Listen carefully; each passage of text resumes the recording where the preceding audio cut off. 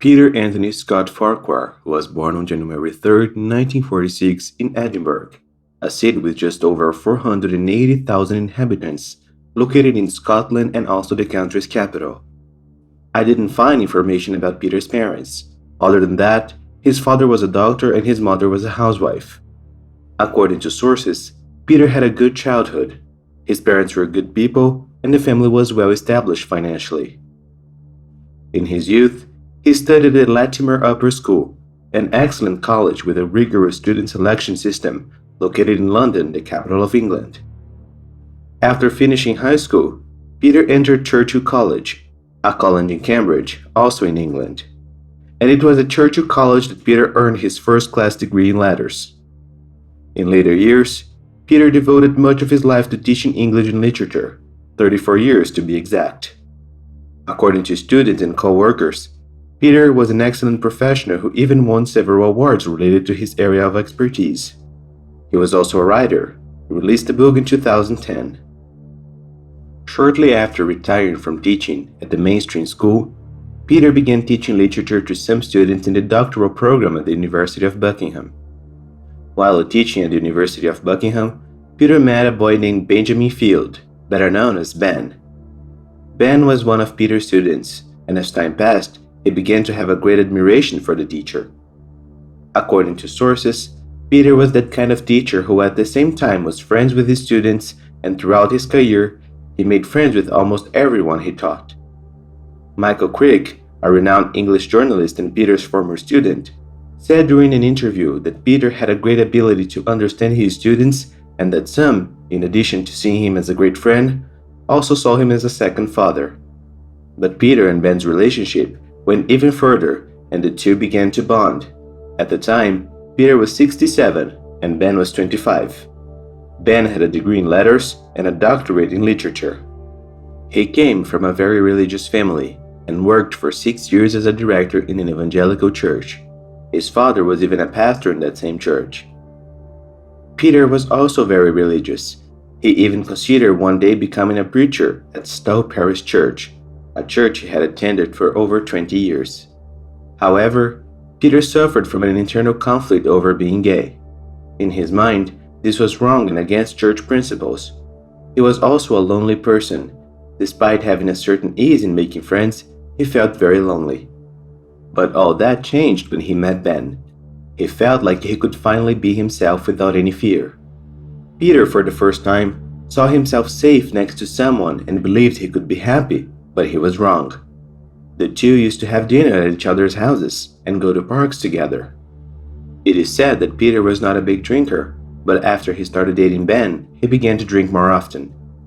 Ben gradually won over Peter and gained his trust, and when Peter was about to turn 68, Ben asked him to marry him. Obviously, this made Peter very happy, and in March 2014, the two formalized their union in a small ceremony. It seemed that everything was going well for Peter, and the people who used to have contact with him said he seemed happier. Peter and Ben started living in the same house and practically did everything together. In November of the same year, Peter updated his will and placed Ben as one of the beneficiaries. In this new update, when Peter left, Ben would keep the house they lived in, plus a sum of money that was in the bank. However, there was a clause in the will that said that Ben would have to live at least 2 years in the same property as Peter to be entitled to the house. To all who saw it from the outside, the relationship between Peter and Ben appeared to be very good. But shortly after they moved in together, Ben began to be manipulative and possessive. Ben used to go through Peter's personal things, hoping to find something he could use to his advantage. He even started to read his partner's personal diary without his consent. Ben also spent days ignoring Peter and didn't speak a word to him, even though they lived under the same roof. He didn't talk to his partner again until Peter bought him something or begged for attention.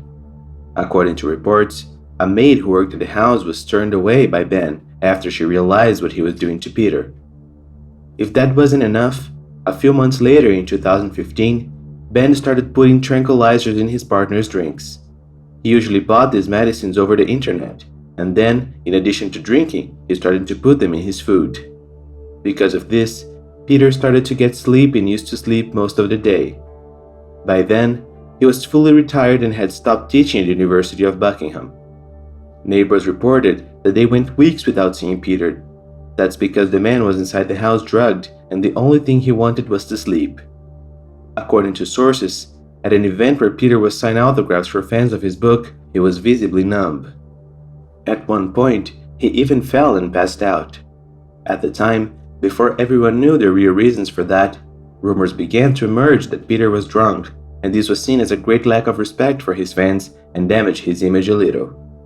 Over time, due to the large amount of tranquilizers he was unwillingly taking, Peter began to suffer from memory loss and also weight loss, as most of the time he was sleeping and not eating properly. Soon, people began to notice this change in the man's physique. But until then, they had no idea what was behind it.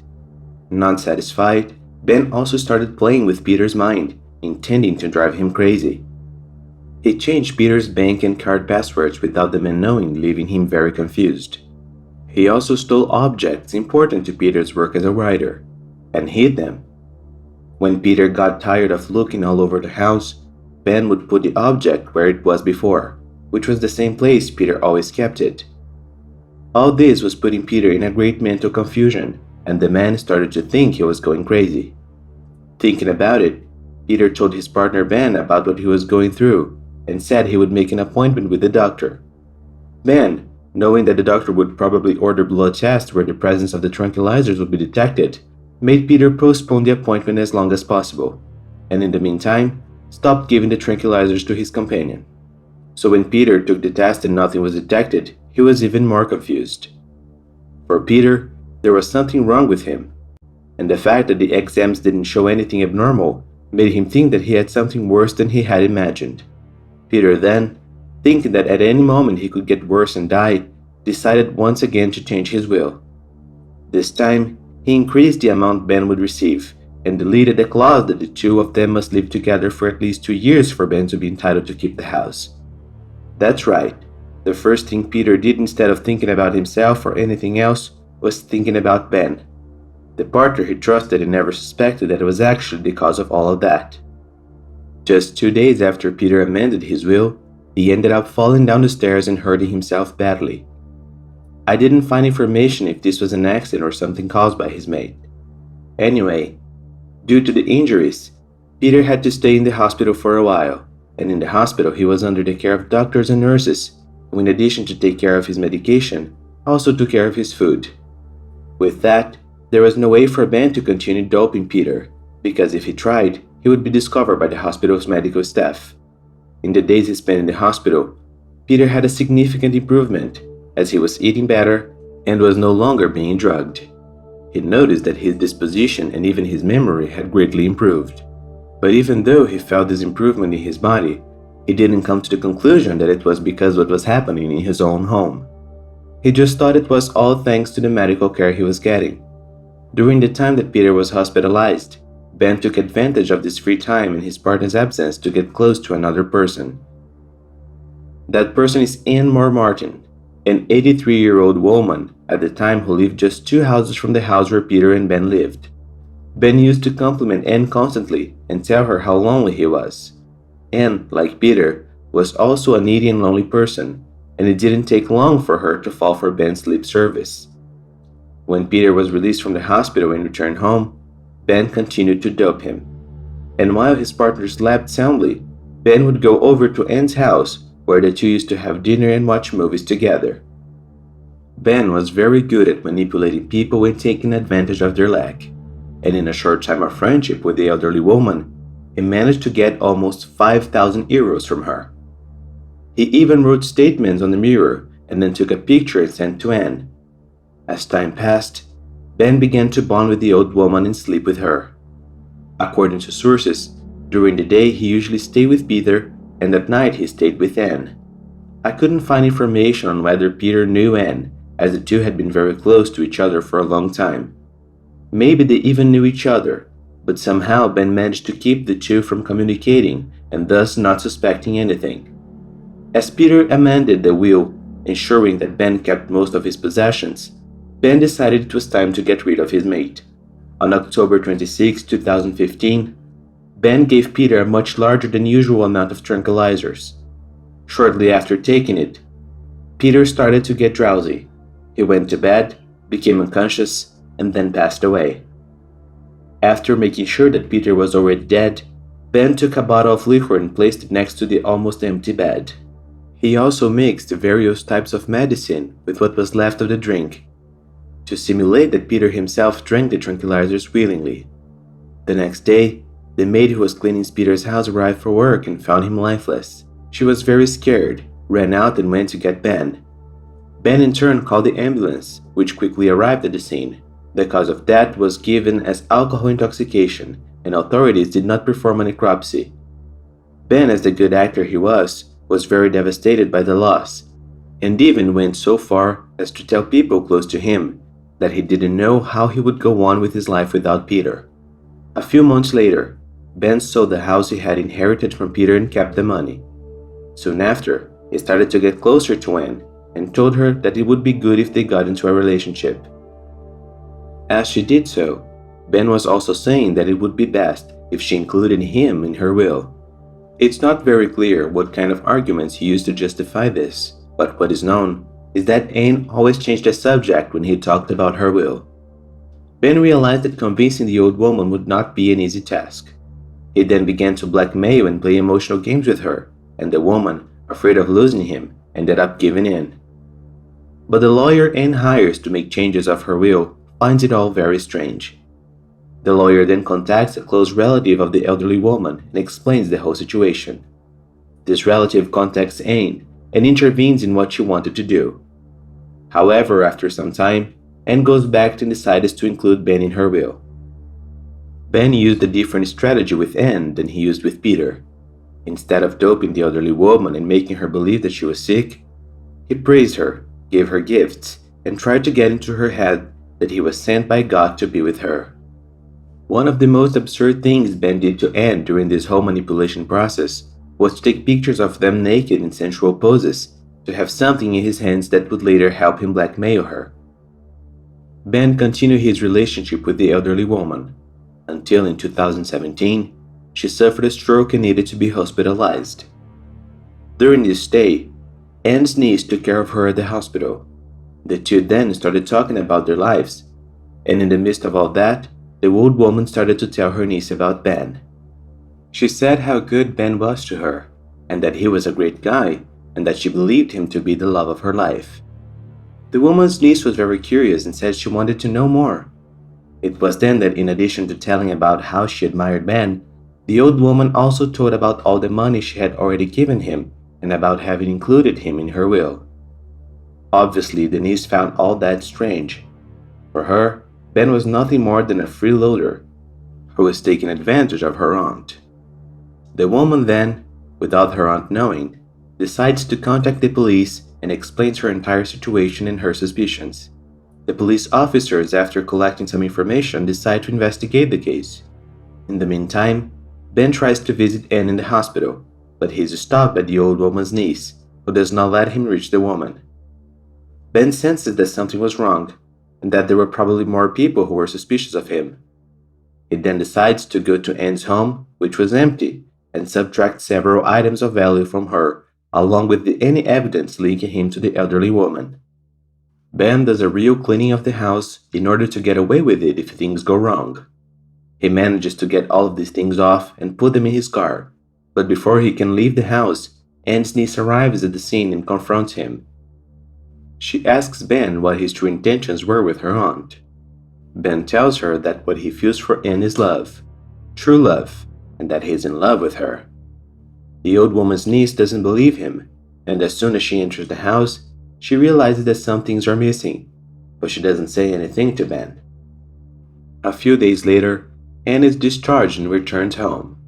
The niece of the elderly woman, very worried, decides to stay with her because she knows that if she leaves, Ben will come back to take advantage of her. With that, the two spend a lot of time together, and the woman's niece tells her about her distrust of Ben. She also says that she told the police to investigate the boy, and that if Ben is really what she thinks he is, the police will find out. Anne initially disapproves of her niece's actions, as she was quite fond of Ben, but later understands her relative's concern.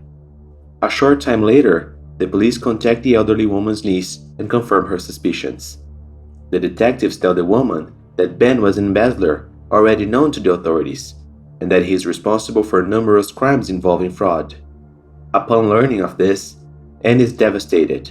After all, she liked Ben a lot, and as I mentioned before, she didn't expect that from him. As the day goes by, she becomes depressed, loses her appetite, and the will to do anything, and just 3 months after discovering the truth about Ben, she passes away. In the meantime, Ben had no further contact with her, and the police continued to investigate him. Authorities decided to exhume Peter's body and carried out a toxicology test which provided that the cause of death was due to a high dose of tranquilizers. Peter was eventually arrested, and during his trial the prosecution presented several pieces of evidence that proves his involvement in fraud. The prosecution also presented a list with the names of some of Ben's victims, which even contained the names of some of his relatives. One thing that helped to investigate was the fact that Ben had the strange habit of sending himself several emails reporting everything he did, as if for some kind of report. And in the midst of those emails were Ben's plans to take Anne's life in a variety of ways. This obviously greatly facilitated the work of the police, and consequently that of the prosecution. Ben's defense, on the other hand, claimed that it would be necessary to do a mental evaluation of the defendant before any verdict. The judge accepted that this to be done, and after this evaluation, it was found that Ben suffered from personality disorder and narcissism. It was also found that he was unable to feel any guilt or remorse for his actions. For you to have an idea, Ben even said at the trial that he took pleasure in what he did. Ben was eventually sentenced to life in prison for taking Peter's life, and was also sentenced to return what he had received from his partner's inheritance. I didn't find information on whether Ben acted alone or not. Some sources said that he had help from his brother and a friend who worked as a magician, but nothing concrete. Anyway, this case, like so many others, serves as a warning to us about the care we should take with certain people that enter our lives.